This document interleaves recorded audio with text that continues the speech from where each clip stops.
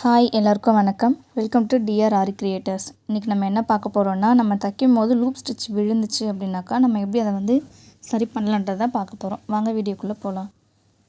First என்ன பண்ணணும் அப்படின்னாக்கா, பாபின் கேஸ் எடுத்துக்கணும். அடியில் போட்டிருப்போம் இல்லையா, த்ரெட்டு போட்டிருப்போம். அந்த பாபின் கேஸை நீடியில் மேலே தூக்கிட்டு அந்த ஃபூட்டரையும் மேலே தூக்கிட்டு அதுக்கப்புறமா நீங்கள் அந்த பாபின் கேஸை எடுத்துகிட்டு, இப்போ நான் வீடியோவில் இந்த மாதிரி காமிக்கிறேன் பாருங்கள். அந்த ஒரு கிளிப்பு நம்ம ரெகுலராக யூஸ் பண்ணுவோம். அந்த கிளிப்பு வச்சு நம்ம பொறுமையாக டர்ன் பண்ணோம் அப்படின்னாக்கா லைட்டாக டைட் கொடுக்கும்.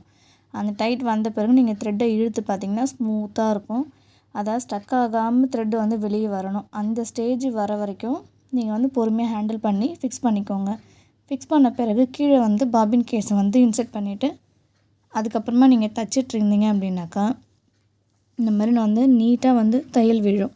நான் நீங்கள் சொன்ன மாதிரி பண்ணிட்டேன். ஆனால் எனக்கு ஸ்டிச்சஸ் விழலை அப்படின்னு சொன்னீங்க அப்படின்னாக்கா ஒன்றும் இல்லை, இன்னொன்று மெத்தடு ஒன்று இருக்குது. அதை எப்படி நம்ம கிளியர் பண்ணுறதுன்னு சொல்லிட்டு வீடியோ போஸ்ட் பண்ணியிருக்கேன்.